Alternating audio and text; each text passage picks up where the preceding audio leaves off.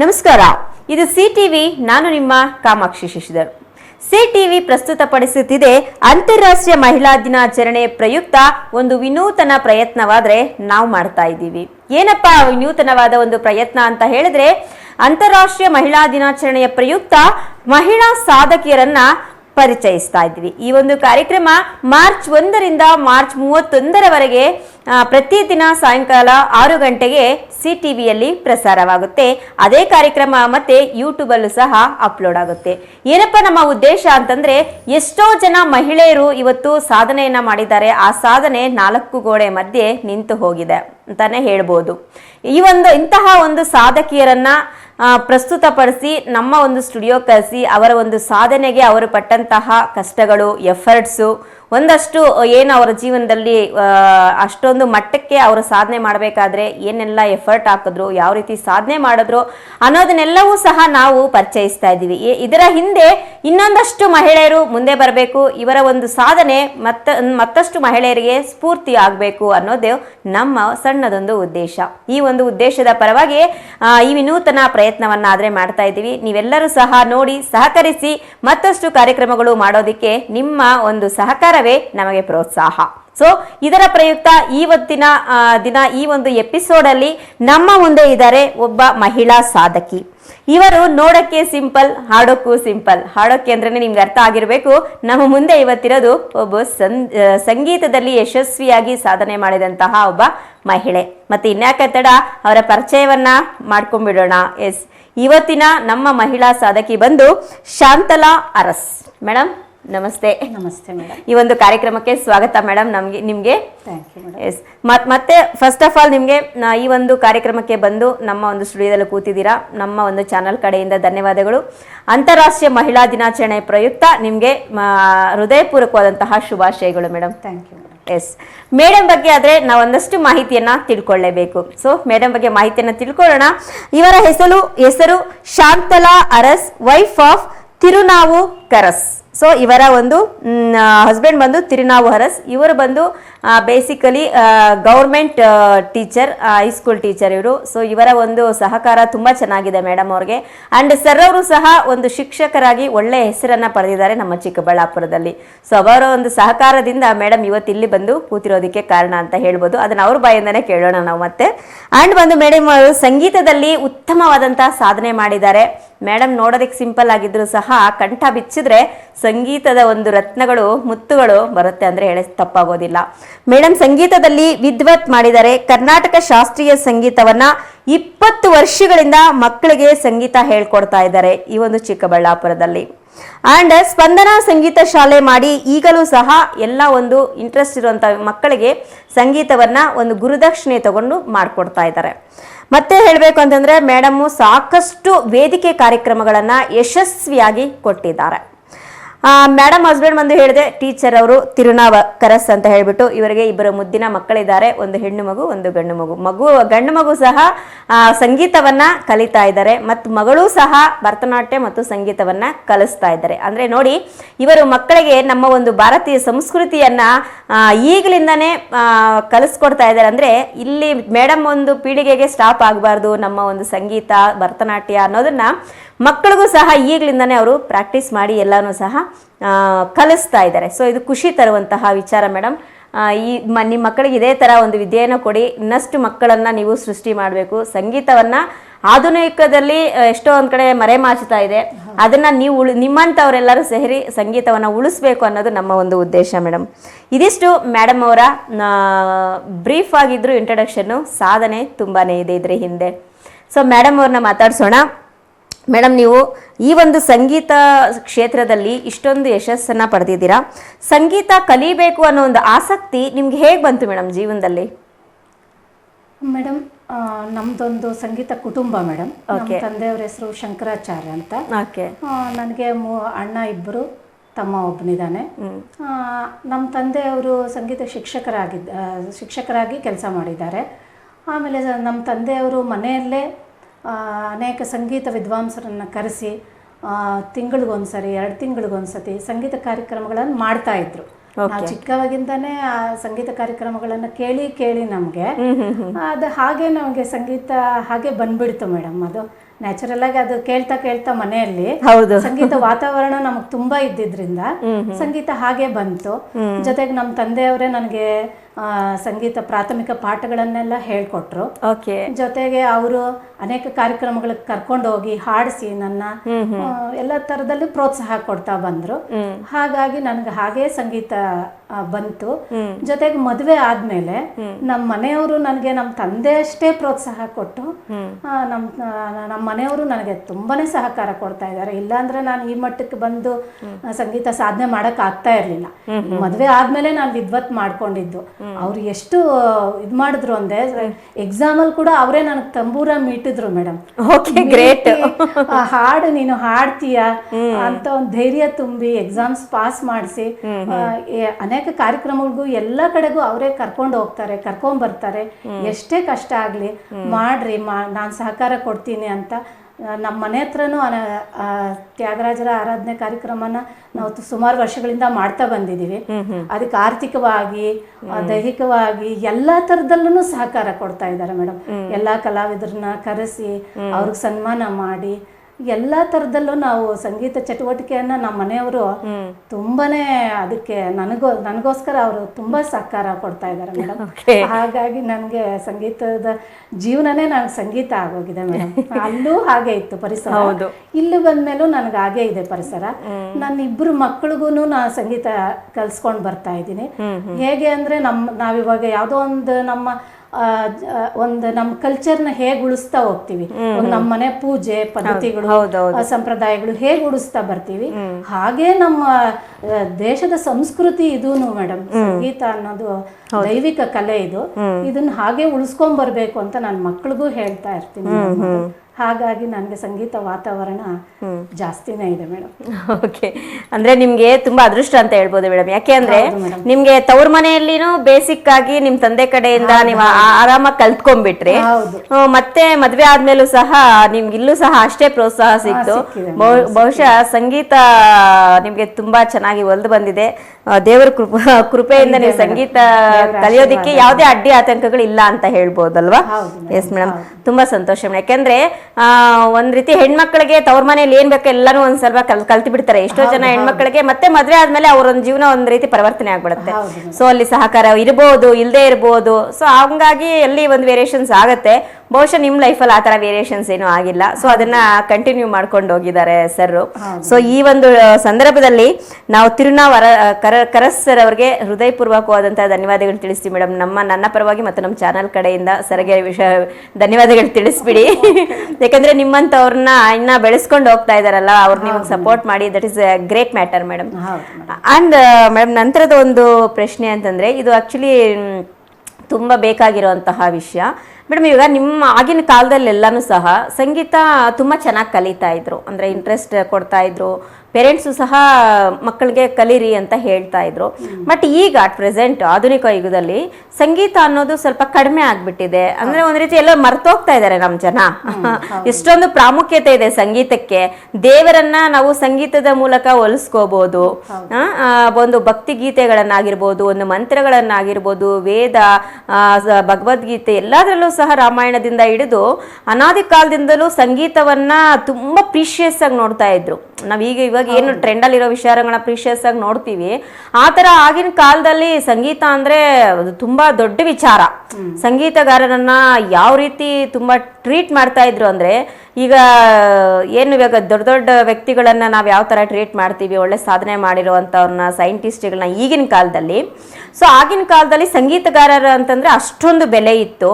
So ಈಗ ಸಂಗೀತ ಅನ್ನೋದು ಸ್ವಲ್ಪ ಕಮ್ಮಿ ಆಗ್ಬಿಟ್ಟಿದೆ ಮೇಡಮ್. ಎಲ್ಲೋ ಒಂದ್ ಕಡೆ ಒಂಥರ ಮರ್ತೋಗ್ತಾ ಇದಾರೆ ಅಂತಾನೆ ಹೇಳ್ಬೋದು.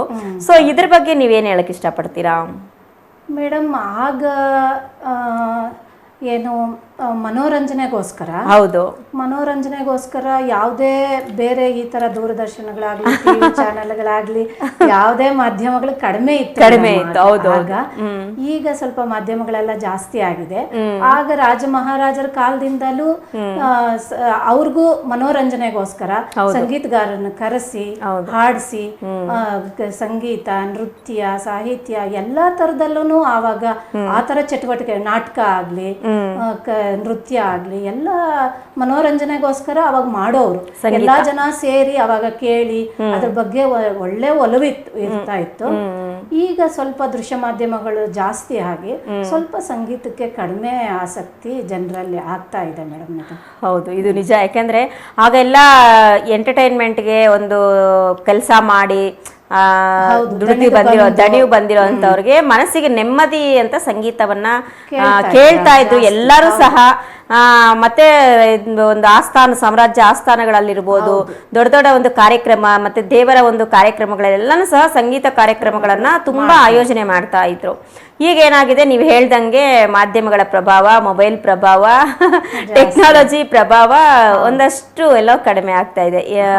ಅದಕ್ಕೆ ಮೇಡಮ್ ಹೇಳ್ತಾ ಇರೋದು, ನಿಮ್ಮಂತ ಒಂದು ಸಂಗೀತಗಾರರನ್ನ ಒಂದು ಮಹಿಳಾ ಸಾಧಕಿಯನ್ನ ನಾವು ಯಾಕೆ ಇವತ್ತು ಕರ್ತಂದೀವಿ ಅಂತ ಹೇಳಿದ್ರೆ, ಈ ಒಂದು ಸಂಗೀತ ನಮ್ಮ ಒಂದು ಭಾರತೀಯ ಸಂಸ್ಕೃತಿಗಳು ಇವೆಲ್ಲಾನು ಸಹ ಮರೆಮಾಚಬಾರ್ದು. ಅಂದ್ರೆ ಭಾರತೀಯ ಸಂಸ್ಕೃತಿಗೆ ಭಾರತದಲ್ಲಿರೋ ಏನೆಲ್ಲ ನಮ್ಮ ಸಂಸ್ಕೃತಿ ಇದೆ, ನಮ್ಮ ಸಂಪ್ರದಾಯಗಳಿದೆ, ಭಾರತಕ್ಕೆ ತುಂಬಾ ವ್ಯಾಲ್ಯೂ ಇದೆ. ನಮ್ಮ ಭಾರತ ದೇಶ ಅಂದ್ರೇನೆ ಒಂದು ಸಂಸ್ಕೃತಿಗೆ ಹೆಸರುವಾಸಿಯಾಗಿರುವಂತದ್ದು. ಈಗ ಫಾರಿನರ್ಸ್ಗೆಲ್ಲ ನಮ್ಮ ಇಂಡಿಯನ್ ಕಲ್ಚರ್ ಅಂದ್ರೆ ತುಂಬಾ ಇಷ್ಟ ಪಡ್ತಾರೆ. ಅವರು ಭಾರತೀಯರನ್ನ ತುಂಬಾ ಗೌರವಿಸ್ತಾರೆ.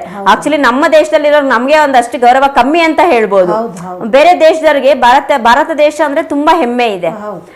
ಹಾಗಾಗಿ ಒಂದಷ್ಟು ಈಗ ಮರೆ ಮಾಚ್ತಾ ಇದೆ. ಬಟ್ ಇದನ್ನ ಸ್ವಲ್ಪ ಮುಂದಕ್ಕೆ ಹೋಗ್ಬೇಕು ಮೇಡಮ್. ಯಾಕಂದ್ರೆ ಓಲ್ಡ್ ಈಸ್ ಗೋಲ್ಡ್ ಅಂದಂಗೆ ಮತ್ತೆ ಸಂಗೀತ ಬರುತ್ತೆ, ಖಂಡಿತ ಬರುತ್ತೆ.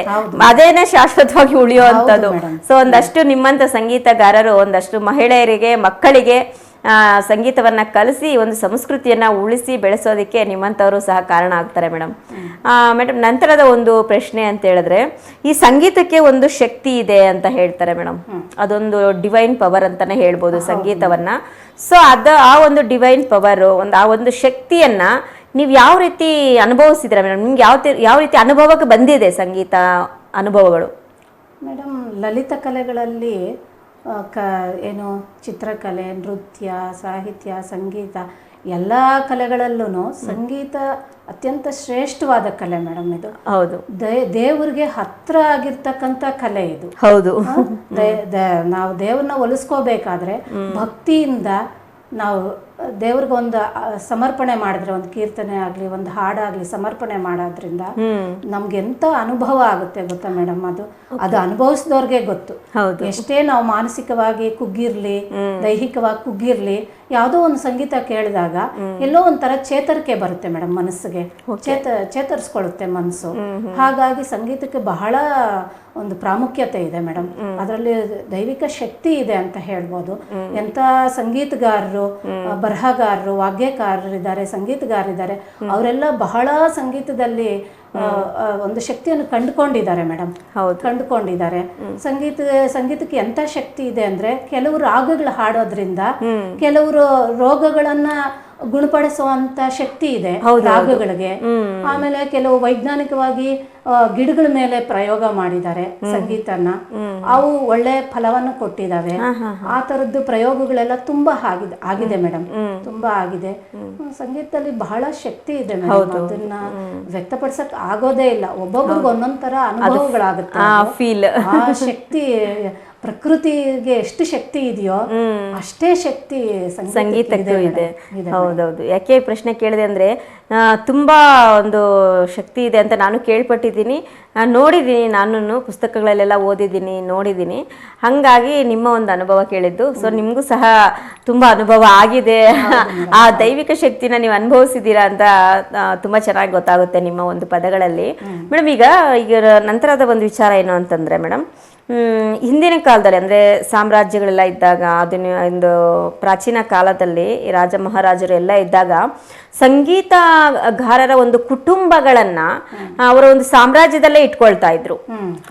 ಸಾಮ್ರಾಜ್ಯದಲ್ಲೇ ಇಟ್ಕೊಂಡು ಅವರ ಒಂದು ಕುಟುಂಬಕ್ಕೆ ಬೇಕಾದಂತಹ ಜೀವನಾಧಾರಗಳನ್ನ, ಜೀವನ ಪೋಷಣೆಯನ್ನ ಕಲ್ಪಿಸಿ ಪರ್ಮನೆಂಟ್ ಆಗಿ ಅವರ ಒಂದು ಆಸ್ಥಾನಗಳಲ್ಲೇ ಇಟ್ಕೊಳ್ತಾ ಇದ್ರು. ಹೌದು ಮೇಡಮ್. ಆಗ ರಾಜರೆಲ್ಲ ಕಲಾವಿದರನ್ನ ಕರೆಸಿ ಆಸ್ಥಾನ ವಿದ್ವಾಂಸರನ್ನಾಗಿ ಮಾಡಿಕೊಂಡು ಅವ್ರಿಗೆ ಎಲ್ಲಾ ತರದಲ್ಲೂ ಕೌಟುಂಬಿಕವಾಗಿ ಸಹಾಯ ಮಾಡಿ ಅವ್ರ ಕುಟುಂಬಗಳನ್ನ ರಕ್ಷಣೆ ಮಾಡ್ತಾರೆ.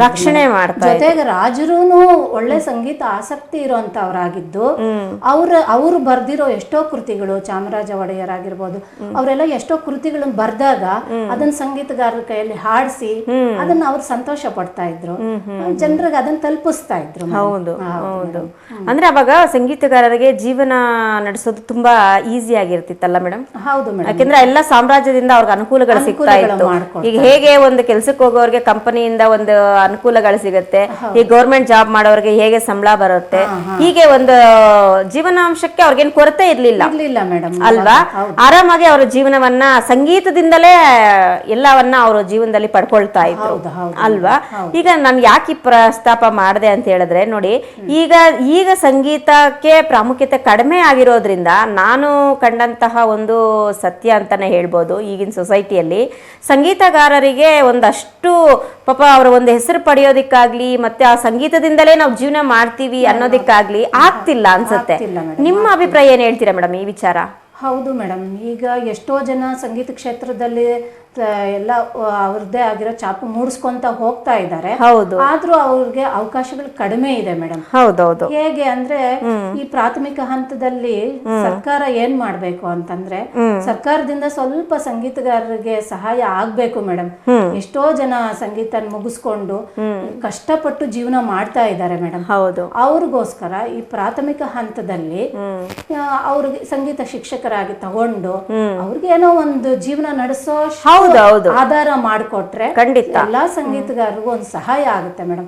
ಸರ್ಕಾರ ಈ ನಿಟ್ಟಿನಲ್ಲಿ ಏನೋ ಒಂದು ಪ್ರಯತ್ನ ಪಡಬೇಕು, ಸಂಗೀತಗಾರರಿಗೆ ಒಂದು ಸಹಾಯ ಮಾಡಬೇಕು ಮೇಡಮ್.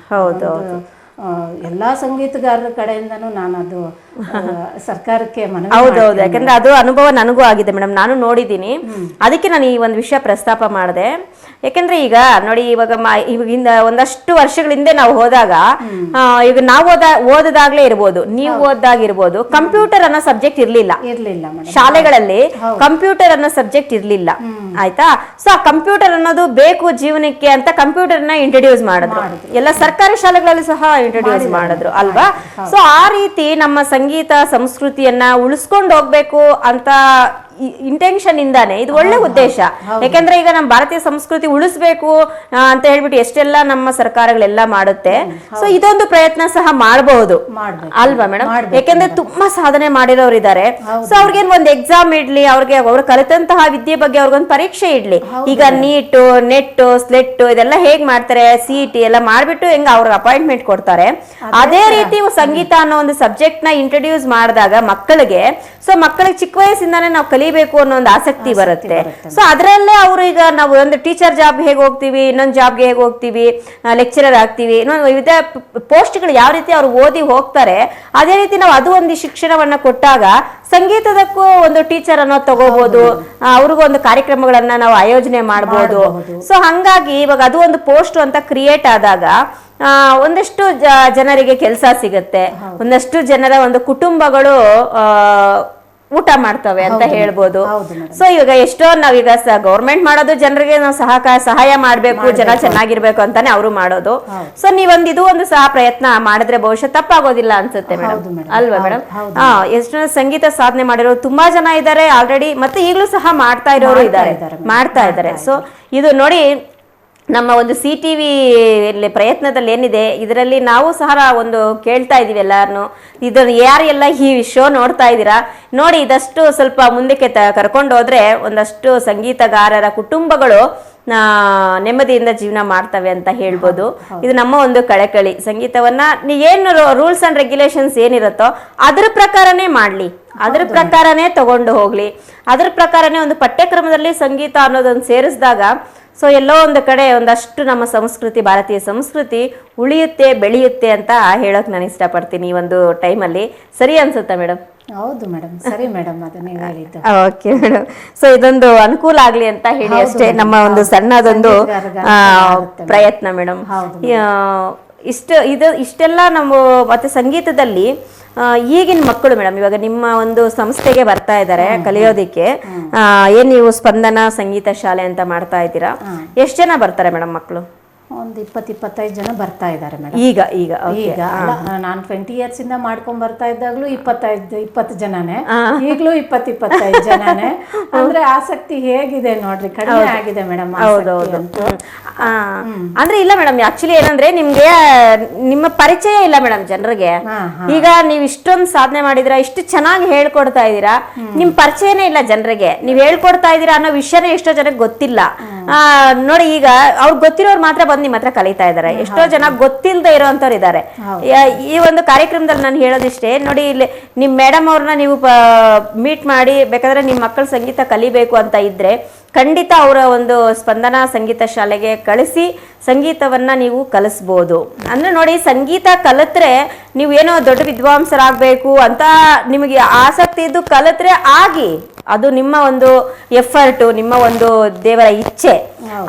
ಬೇಸಿಕಲಿ ಏನಂದ್ರೆ ಸಂಗೀತ ಕಲಿಯೋದ್ರಿಂದ ಮೈಂಡ್ ಪೀಸ್ಫುಲ್ ಆಗುತ್ತೆ ಅಲ್ವಾ ಮೇಡಮ್?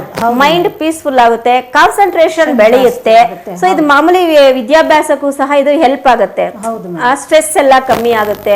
ಎಂತವ್ರು ಸಂಗೀತವನ್ನ ಕಲಿಬಹುದು, ಚಿಕ್ಕ ಮಕ್ಕಳೇ ಅಂತಲ್ಲ, ದೊಡ್ಡ ಮಹಿಳೆಯರು ಕೂಡ ಮನೆಯಲ್ಲಿದ್ದು, ಮಹಿಳೆ ಅಂತವ್ರಿಗೆ ಈಗ ಮಹಿಳೆಯರು ಮನೆಯಲ್ಲಿ ಇರ್ತಾರಲ್ಲ ಮೇಡಮ್, ಅವರು ಬಂದು ಸಂಗೀತ ಕಲಿಬಹುದಲ್ಲ?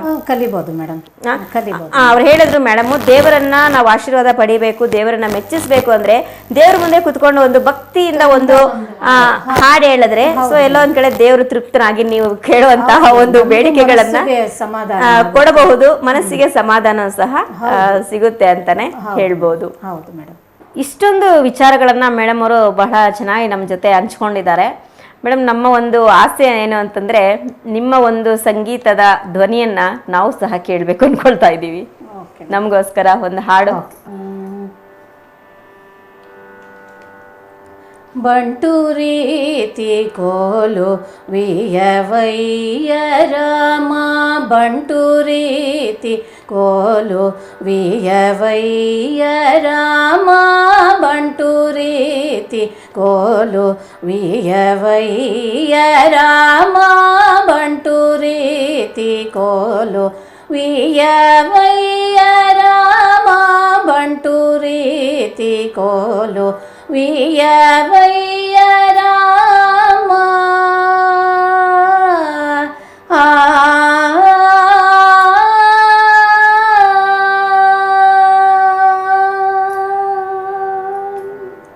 ತುಂಟ ವಿಟಿವಾನಿ ಮೊದಲೈನ ಮಾದ, ತುಂಟ ವಿಟಿವಾನಿ ಮೊದಲೈನ ಮಾದ, ದುಲು ಕೋಟನೇಲ ಗೊಲ ಜಯು ನಿಜ, ಪನಿ ಪಮ ಪಮರಿ ಮರಿ ಸರಿ ರೇ ಸನಿ ಸರಿ ಮರಿ ರೇ ಮ ಪ ಮ ಪಾನಿ, ಸನಿ ಸರಿ ಮರಿ ರಿ ಮರಿ ಸರಿ ರೇ ಸನಿ ಪನಿ ಸ ಸನಿ ಪಮ ಪನಿ ನಿ ಪಮ, ಬಂಟು ರೀತಿ ಕೋಲು ವಿಯವಯ್ಯ ರಾಮ.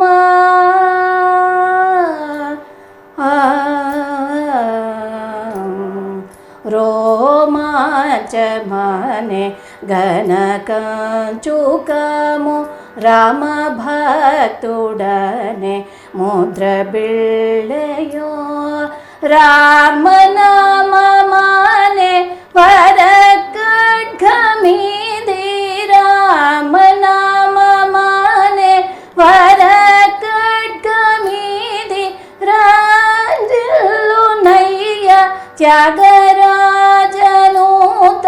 ಪನಿ ಪಮ ಪಮರಿ ಮರಿ ಸರಿ ರೇ ಸನಿ ಸರಿ ಮರಿ ರೇ ಮ ಪ ಮ ಪಾನಿ, ಸನಿ ಸರಿ ಮರಿ ರಿ ಮರಿ ಸರಿ ರೇ ಸನಿ ಪನಿ ಸ ಸನಿ ಪ ಮ ಪನಿ ನಿ ಪ ಮ, ಬಂಟು ರೀತಿ ಕೋಲು ವಿಯವಯ್ಯ ರಾಮ.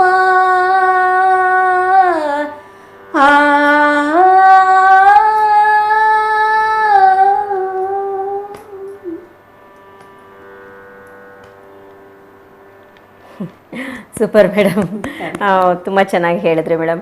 ಆಕ್ಚುಲಿ ಹೇಳ್ಬೇಕು ಅಂತಂದ್ರೆ ಮೇಡಮ್ ಇನ್ನ ಸಖತ್ತಾಗಿ ಆಡ್ತಾರೆ, ಬಟ್ ಎಷ್ಟು ವೇದಿಕೆ ಕಾರ್ಯಕ್ರಮಗಳನ್ನು ಕೊಟ್ಟಿದ್ರು ಕೂಡ ಇನ್ ಫ್ರಂಟ್ ಆಫ್ ಕ್ಯಾಮ್ರಾ ಇರೋದ್ರಿಂದ ಮೇಡಮ್ ಸ್ವಲ್ಪ ಭಯ ಅಂತ ಹೇಳ್ತಿದ್ರು. ನಾವು ಕೇಳಕ್ ಹೋದಾಗ್ಲೂ ಇಲ್ಲ ಮೇಡಮ್ ನಾನು ಯಾವತ್ತೂ ಫೇಸ್ ಮಾಡಿಲ್ಲ, ಕ್ಯಾಮ್ರಾ ಮುಂದೆ ಕೂತಿಲ್ಲ ಅಂತ ಹೇಳ್ಬಿಟ್ಟು, ಕ್ಯಾಮ್ರಾ ಮುಂದೆ ಕೂತಿಲ್ದೇ ಇರೋರ್ನೇ ಮೇಡಮ್ ನಾವು ಕೂರ್ಸಿ ಪರಿಚಯ ಮಾಡ್ಬೇಕಾಗಿರೋದು.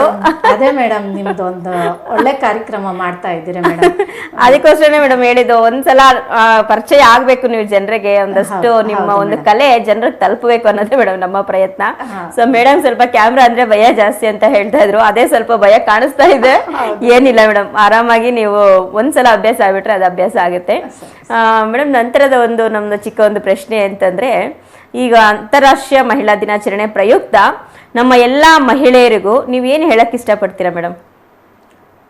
ಮೇಡಮ್, ಆಧುನಿಕ ಮಹಿಳೆಯರೆಲ್ಲರೂ ಎಲ್ಲ ಕ್ಷೇತ್ರಗಳಲ್ಲೂ ಮುಂದುವರಿತಾ ಇದ್ದಾರೆ. ಹೌದು, ಕಂಪ್ಯೂಟರ್ ಆಗಿರ್ಬೋದು, ವೈಜ್ಞಾನಿಕ ಕ್ಷೇತ್ರದಲ್ಲಾಗಿರ್ಬೋದು, ತಂತ್ರಜ್ಞಾನ ಎಲ್ಲದರಲ್ಲೂ ಮುಂದುವರಿತಾ ಇದ್ದಾರೆ. ಹೌದು, ಅದೇ ರೀತಿಯೇ ಸ್ವಲ್ಪ ನಮ್ಮ ಸಂಸ್ಕೃತಿ ಬಗ್ಗೆ ಅವ್ರಿಗೂ ಸಂಸ್ಕೃತಿ ಬಗ್ಗೆ ತಿಳ್ಕೋಬೇಕು, ಮಾಡಬೇಕು ಅನ್ನೋ ಉದ್ದೇಶ ಇಟ್ಕೊಂಡು ಸ್ವಲ್ಪ ಸಂಗೀತ ಕಲಿಯಕ್ಕೆ, ಸಂಗೀತನೇ ಅಂದರೆ ಶಾಸ್ತ್ರೀಯವಾಗೇ ಕಲಿಬೇಕು ಅಂತ ಏನಿಲ್ಲ, ಭಕ್ತಿಯಿಂದ ಕಲಿತು ಏನೋ ಒಂದು ಅವ್ರಿಗೆ ತಮ್ಮ ಒತ್ತಡದ ಜೀವನದಲ್ಲಿ ಸ್ವಲ್ಪ ಸಂಗೀತನ ಅಳವಡಿಸ್ಕೊಳ್ಳೋದ್ರಿಂದ ಏನೋ ಒಂಥರ ಅವ್ರಿಗೆ ಮಾನಸಿಕವಾಗಿ ನೆಮ್ಮದಿ ಸಿಗಬಹುದು. ಹೌದು, ಆ ಥರದಲ್ಲಿ ಆಧುನಿಕ ಮಹಿಳೆ ಸಂಗೀತನ ಉಪಯೋಗಿಸ್ಕೋಬಹುದು ಅಷ್ಟೇ ಮೇಡಮ್. ಹೌದು ಹೌದು ಮೇಡಮ್, ಒಂದು ಕ್ಷೇತ್ರವನ್ನ ಮೇಡಮ್ ಹೇಳಿದ್ದಾರೆ. ಯಾಕಂದ್ರೆ ಎಷ್ಟೋ ಎಲ್ಲ ವಿದ್ಯೆಗಳನ್ನ ಆಧುನಿಕ ಯುಗದಲ್ಲಿ ಕಲಿತಾ ಇದ್ದಾರೆ. ಸೊ ಮಹಿಳೆ ಹೆಜ್ಜೆ ಹಿಡಿದಂತಹ ಕ್ಷೇತ್ರನೇ ಇಲ್ಲ ಅಂತ ಹೇಳ್ಬೋದು. ಎಲ್ಲ ಕ್ಷೇತ್ರಗಳಲ್ಲೂ ಇವತ್ತು ಮಹಿಳೆ ಸಕ್ಸಸ್ಫುಲ್ ಆಗಿ ಒಂದು ಹೆಸರುಗಳನ್ನ ಮಾಡ್ತಾ ಇದ್ದಾರೆ. ಅವ್ರ ಕಾರ್ಯವನ್ನ ಅದೆಷ್ಟೇ ಡಿಫಿಕಲ್ಟ್ ಇದ್ರೂ ಸಹ ಆ ಕೆಲಸವನ್ನ ನಿಭಾಯಿಸ್ತಾ ಇದ್ದಾರೆ. ಈ ಟೈಮಲ್ಲಿ ನಾವು ನೆನಪಿಸ್ಕೊಳ್ಬೋದು ನಿರ್ಮಲಾ ಸೀತಾರಾಮನ್ ಅವ್ರನ್ನ. ನೋಡಿ, ನಾನು ಯಾವುದೇ ಪಕ್ಷದ ಬಗ್ಗೆ ಎಲ್ಲಿ ಏನು ಮಾತಾಡ್ತಾ ಇಲ್ಲ, ನಾನು ಮಹಿಳೆ ಬಗ್ಗೆ ಅಷ್ಟೇ ಮಾತಾಡ್ತಾ ಇದ್ದೀನಿ. ನಿರ್ಮಲಾ ಸೀತಾರಾಮನ್ ಅವರು ಎಷ್ಟು ವರ್ಷಗಳಿಂದ ಒಂದು ಆರ್ಥಿಕವಾಗಿ ನಮ್ಮ ದೇಶದ ಆರ್ಥಿಕತೆಯನ್ನ ನಿಭಾಯಿಸ್ತಾ ಇದ್ದಾರೆ, ಒಂದು ಒಳ್ಳೆ ಪೋಸ್ಟ್ನ ನಿಭಾಯಿಸ್ತಾ ಇದ್ದಾರೆ. ಸೊ ಅಂಥವರೆಲ್ಲ ಒಳ್ಳೆ ಒಂದು ಪೋಸ್ಟ್ಗಳನ್ನು ನಿರ್ವಹಣೆ ಮಾಡ್ತಾ ಇದ್ದಾರೆ. ಸೊ ಅಂಥ ಒಂದು ಕ್ಷೇತ್ರಗಳಲ್ಲಿಯೇ ಸಕ್ಸಸ್ ಸಾಧಿಸಿರುವಾಗ ಸಂಗೀತ ಅಂತಹ ಒಂದು ಕಷ್ಟಕರವಾದ ಒಂದು ವಿಷಯವೇನು ಅಲ್ಲ. ಸೊ ಎಲ್ಲರೂ ಇಂಟ್ರೆಸ್ಟ್ ಇರೋ ಅಂಥವ್ರು, ನೀವೇನು ನಿಮಗೆ ಮಾಮೂಲು ನಿಮ್ಮ ಜೀವನಕ್ಕೆ ಬೇಕಾದಷ್ಟು ಸಂಗೀತವನ್ನು ಸಹ ನೀವು ಕಲಿತು ಎಲ್ಲೋ ಒಂದು ಕಡೆ ನಿಮ್ಮ ಮನಸ್ಸಿಗೆ ನೆಮ್ಮದಿಯನ್ನು ಪಡ್ಕೋಬಹುದು, ಮತ್ತು ಸ್ಟ್ರೆಸ್ಸನ್ನು ಕಡಿಮೆ ಮಾಡ್ಕೋಬಹುದು, ಒಂದು ಪೀಸ್ಫುಲ್ ಮೈಂಡನ್ನು ಇಟ್ಕೋಬಹುದು. ಸೊ ಇದೆಲ್ಲಾನು ಇದ್ದಾಗ ಸೊ ಮನುಷ್ಯ ಆರೋಗ್ಯವಾಗಿರ್ತಾನೆ ಅಂತ ಹೇಳ್ಬೋದು. ಸಂಗೀತದಿಂದ ಎಷ್ಟೋ ಕಾಯಿಲೆಗಳನ್ನ ವಾಸಿ ಮಾಡಿದ್ದಾರೆ ಅನ್ನೋ ರೆಕಾರ್ಡ್ ಇದೆ. ಸಂಗೀತಕ್ಕೆ ಅಷ್ಟೊಂದು ಶಕ್ತಿ ಇದೆ ಮೇಡಮ್. ನಂತರ ಏನು ಅಂತಂದ್ರೆ, ಸೊ ಸಾಕಷ್ಟು ವಿಚಾರಗಳನ್ನು ನಮ್ಮ ಜೊತೆ ಹಂಚ್ಕೊಂಡಿದ್ದೀರಾ. ಈ ಒಂದು ಕಾರ್ಯಕ್ರಮ ನಾವು ಮೊದಲನೇ ಪ್ರಯತ್ನವಾಗಿ CTVಯಲ್ಲಿ ಮಾಡ್ತಾ ಇದ್ದೀವಿ ಮೇಡಮ್. 31 ದಿನಗಳು 31 ಮಹಿಳೆಯರನ್ನ ನಾವು ಭೇಟಿ ಮಾಡಿ ಅವರೆಲ್ಲ ಒಂದು ಸಾಧನೆಗಳನ್ನು ತಿಳ್ಕೊಂಡು ಎಲ್ಲರಿಗೂ ಪರಿಚಯಿಸ್ತಾ ಇದ್ದೀವಿ. ಈ ಒಂದು ಕಾರ್ಯಕ್ರಮ ಬಗ್ಗೆ ನಿಮ್ಗೆ ಏನು ಅನಿಸುತ್ತೆ ಮೇಡಮ್? ತುಂಬ ಒಳ್ಳೆ ಕಾರ್ಯಕ್ರಮ ಮಾಡ್ತಾ ಇದ್ದೀರಾ ಮೇಡಮ್. ನಮ್ಮಂಥ ಏನೋ ಹಿಂಜರಿಕೆ ಏನೋ ಈ ಥರ ಏನೋ ಒಂದು ಕಾರ್ಯಕ್ರಮಗಳಲ್ಲಿ ಭಾಗವಹಿಸೋದಾಗ್ಲಿ ಆ ಥರದ್ದೆಲ್ಲ ಹಿಂಜರಿಕೆ ಇರೋ ಅಂಥ ಹೆಣ್ಮಕ್ಳಿಗೆ ಇದೊಂದು ಒಳ್ಳೆ ವೇದಿಕೆ ಕೊಡ್ತಾ ಇದ್ದೀರಾ. ನಿಜವಾಗ್ಲೂ ನಂಗೆ ಬಹಳ ಸಂತೋಷ ಆಯ್ತು. ಎಲ್ಲ ಕ್ಷೇತ್ರದಲ್ಲೂ ಮಹಿಳೆಯರೇ ತಮ್ಮದೇ ಆದ ಸಾಧನೆ ಮಾಡಿದ್ದಾರೆ. ಅವ್ರಿಗೋಸ್ಕರ ನೀವು ಈ ಥರ ವೇದಿಕೆ ಮಾಡಿ ನಮ್ಮನ್ನೆಲ್ಲ ಪರಿಚಯ ಮಾಡಿಸ್ತಿದ್ದೀರಲ್ಲ ಅದು ಒಂಥರ ಬಹಳ ಸಂತೋಷದ ವಿಚಾರ ಮೇಡಮ್. ಒಳ್ಳೆ ಕಾರ್ಯಕ್ರಮ ಮಾಡ್ತಾ ಇದ್ದೀರಾ ಮೇಡಮ್. ಹೌದು ಮೇಡಮ್, ಸರ್ ನಿಮ್ಮ ಥರನೇ ಮೇಡಮ್ ಎಲ್ಲರೂ ಇವಾಗ ನಾವೇನು ಒಬ್ಬೊಬ್ಬರನ್ನ ಮೀಟ್ ಮಾಡಿ ಕರೆತರ್ತಾ ಇದ್ದೀವಿ, ಎಲ್ಲರೂ ಸಹ ಹೊಸಬ್ರೆ ಮೇಡಮ್. ಸಾಕಷ್ಟು ಸಾಧನೆಯನ್ನ ಮಾಡಿದ್ದಾರೆ. ಆಕ್ಚುಲಿ ನಾವ್ ಹೇಳ್ಬೇಕಂದ್ರೆ ಅವ್ರ ಸಾಧನೆಯನ್ನ ನಾವು ಈ ಒಂದು 10-20-30 ನಿಮಿಷಗಳಲ್ಲಿ ಹೇಳೋದಕ್ಕೆ ಸಾಧ್ಯ ಇಲ್ಲ. ಅಷ್ಟೊಂದು ವಿಚಾರಗಳನ್ನ ಅವ್ರು ಕಲ್ತಿದ್ದಾರೆ, ಅವ್ರ ಅನುಭವಗಳ ಇದೆ. ನಾವು ಒಂದಷ್ಟು ವಿಚಾರಗಳನ್ನ ಸಮಾಜಕ್ಕೆ ಪರಿಚಯಿಸ್ತಾ ಇದ್ದೀವಿ. ಯಾಕಂದ್ರೆ ಒಂದಷ್ಟು ಬದಲಾವಣೆ ಆಗ್ಬೇಕು ಮಹಿಳೆಯರಲ್ಲಿ, ಒಂದಷ್ಟು ಇನ್ನ ಸಾಕಷ್ಟು ಮಹಿಳೆಯರು ಸಾಧನೆಯನ್ನ ಮಾಡಬೇಕು ಅನ್ನೋ ಒಂದು ಉದ್ದೇಶದಿಂದ ಮೇಡಮ್ ನಮ್ಮ ಒಂದು ಕರೆಗೆ ಹೂಗೊಟ್ಟು ನಮ್ಮ ಎಲ್ಲಾ ಪ್ರಶ್ನೆಗಳಿಗೂ ನೀವು ತುಂಬಾ ಚೆನ್ನಾಗಿ ಉತ್ತರ ಕೊಟ್ಟಿದ್ದೀರಾ. ವೀಕ್ಷಕರು ನೋಡ್ತಾ ಇರೋರ್ಗೂ ಸಹ ಮೇಡಮ್ ಅವರ ಮಾತುಗಳು ಎಲ್ಲೋ ಒಂದು ಕಡೆ ಯಾರೋ ಒಬ್ಬರಲ್ಲಿ ಬದಲಾವಣೆ ಆದ್ರೂ ನಮ್ಮ ಒಂದು ಈ ಕಾರ್ಯಕ್ರಮಕ್ಕೆ ಒಂದು ಅರ್ಥ ಅಂತ ಹೇಳ್ಬೋದು. ಸೊ ಕಾರ್ಯಕ್ರಮಕ್ಕೆ ಬಂದು ಕಾರ್ಯಕ್ರಮವನ್ನು ತುಂಬಾ ಯಶಸ್ವಿಯಾಗಿ ನೀವು ಮಾತಾಡಿ ಈ ಒಂದು ಸಮಯವನ್ನ, ನಿಮ್ಮ ಅಮೂಲ್ಯವಾದ ಸಮಯವನ್ನ ನಮಗೆ ಕೊಟ್ಟಿದ್ದೀರಾ ಮೇಡಮ್. ಸೊ ನಮ್ಮ ಚಾನಲ್ ಕಡೆಯಿಂದ ಮತ್ತು ನನ್ನ ವೈಯಕ್ತಿಕವಾಗಿ ಹೃದಯಪೂರ್ವಕವಾದ ಧನ್ಯವಾದಗಳನ್ನು ಹೇಳ್ತೀನಿ ಮೇಡಮ್ ನಿಮ್ಗೆ. ಸೊ ಅಂಡ್ ಮೇಡಮ್, ನಮ್ಮ ಒಂದು ಚಾನಲ್ ಬಂದು ನಮ್ಮ ಜೊತೆ ಕೂತು ಇಷ್ಟೊತ್ತು ಮಾತಾಡೋದಕ್ಕೆ ನಮ್ಮ ಸ್ಟುಡಿಯೋಗೆ ಬಂದು ನಮ್ಮ ಕಡೆಯಿಂದ ಒಂದು small gratitude madam. Okay, thank you madam, thank you. So madam ಅವರ ಸಾಧನೆ ಹೀಗೆ ಮುಂದುವರಿಯಲಿ. ಇನ್ನಷ್ಟು ಮಕ್ಕಳಿಗೆ ಸಂಗೀತವನ್ನ ಕಲಿಸ್ಕೊಡ್ತಾರೆ ಖಂಡಿತ ಮೇಡಮ್ ಅವರು. ನಿಮ್ಮ ಮಕ್ಕಳಿಗಾಗ್ಲಿ, ನಿಮ್ಮ ಮನೆಯಲ್ಲಿರುವಂತಹ ಯುವತಿಯರು, ಮಹಿಳೆಯರಿಗೆ ಆಸಕ್ತಿ ಇದೆ ನಿಮ್ಮ ಸಂಗೀತ ಕಲಿಯೋದಕ್ಕೆ ಅಂದ್ರೆ ಖಂಡಿತ ಅವ್ರ ಮನೆಯಲ್ಲೇ ಸಂಗೀತವನ್ನ ಹೇಳ್ಕೊಡ್ತಾರೆ. ಆರಾಮಾಗಿ ಹೋಗಿ ನೀವು ಯಾವುದೇ ಒಂದು ಗೊಂದಲಗಳಿಲ್ಲದೆ ಆರಾಮಾಗಿ ಸಂಗೀತ ಕಲಿಬೋದು ಅಂತ ಹೇಳ್ತಾ ಇದ್ದೀನಿ ನಾನು ಈ ಒಂದು ಸಂದರ್ಭದಲ್ಲಿ. ಸೊ ಇವತ್ತಿನ ಕಾರ್ಯಕ್ರಮದಲ್ಲಿ ಸಾಕಷ್ಟು ಪೇಷನ್ಸ್ ಇಂದ ಎಲ್ಲರೂ ಸಹ ಈ ಒಂದು ಎಪಿಸೋಡನ್ನು ನೋಡಿದ್ದೀರಾ. ಇದೇ ಥರ ನಿಮ್ಮ ಸಹಕಾರ, ಪ್ರೋತ್ಸಾಹ CTVಗೆ ಸಿಗಲಿ. CTV ಮತ್ತಷ್ಟು ಬೆಳೆಯಲು ನಮ್ಮ ವೀಕ್ಷಕರೇ ಕಾರಣ ಅಂತ ಹೇಳ್ಬೋದು. ಸೊ CTV ಚಾನಲ್ ಏನಿದೆ ನಿಮ್ಮ ಟಿವಿಯಲ್ಲಿ ಸಹ ಪ್ರಸಾರವಾಗುತ್ತೆ, ಮತ್ತು ಇದೇ ಒಂದು ಎಪಿಸೋಡು ಯೂಟ್ಯೂಬಲ್ಲೂ ಸಹ ಪ್ರಸಾರವಾಗುತ್ತೆ. ನೀವು CTV ಚಿಕ್ಕಬಳ್ಳಾಪುರ ಅಂತ ಹೇಳಿ ಯೂಟ್ಯೂಬಲ್ಲಿ ಸರ್ಚ್ ಮಾಡಿದ್ರೆ ನಿಮಗೆ ಆ ಒಂದು ನಮ್ಮ ಅಕೌಂಟ್ ಓಪನ್ ಆಗುತ್ತೆ. ಸೊ ನೀವು ಸಹ ಚಾನಲ್ನ ನಿಮಗೆ ಸಬ್ಸ್ಕ್ರೈಬ್ ಆಗಿ ಆಗಿಂದಾಗಿನ ಎಲ್ಲ ಕಾರ್ಯಕ್ರಮಗಳು ನಿಮಗೆ ನೋಟಿಫಿಕೇಶನ್ ಬರ್ತಾ ಇರುತ್ತೆ. ಸಬ್ಸ್ಕ್ರೈಬ್ ಆಗಿ ನಮ್ಮ ಚಾನಲ್ನ ಫಾಲೋ ಮಾಡಿ. ನಿಮ್ಮ ಪ್ರೋತ್ಸಾಹ ಸಹಕಾರ CTVಗೆ ಸದಾ ಸಿಗಲಿ. ನಾವು ಇನ್ನಷ್ಟು ಬೆಳವಣಿಗೆ ಆಗಲು, ಮುಂದುವರಿಯಲು ನಮ್ಮ ವೀಕ್ಷಕರ ಪ್ರೋತ್ಸಾಹನೇ ಕಾರಣ ಅಂತ ಹೇಳ್ಬೋದು. ಸೊ ಕಾರ್ಯಕ್ರಮನ ವೀಕ್ಷಿಸಿದ್ದಕ್ಕೆ ನಿಮ್ಗೆಲ್ಲರಿಗೂ ಸಹ ತುಂಬ ಧನ್ಯವಾದಗಳು ಮೇಡಮ್. ನಿಮ್ಗೆ ಮತ್ತೊಮ್ಮೆ ಮಹಿಳಾ ದಿನಾಚರಣೆ ಪರವಾಗಿ ಶುಭಾಶಯಗಳು, ಮತ್ತೆ ಕಾರ್ಯಕ್ರಮಕ್ಕೆ ಬಂದಿದ್ದಕ್ಕೆ ಧನ್ಯವಾದಗಳು ಮೇಡಮ್. Thank you. ಸೊ ಇದಿಷ್ಟು ಇವತ್ತಿನ ವಿಚಾರಧಾರೆಗಳು. ನಂತರ ಒಂದು ಎಪಿಸೋಡಲ್ಲಿ ಮತ್ತೊಬ್ಬ ಮಹಿಳಾ ಸಾಧಕಿಯೊಂದಿಗೆ ನಿಮ್ಮ ಮುಂದೆ ಬರ್ತೀನಿ. ಧನ್ಯವಾದ.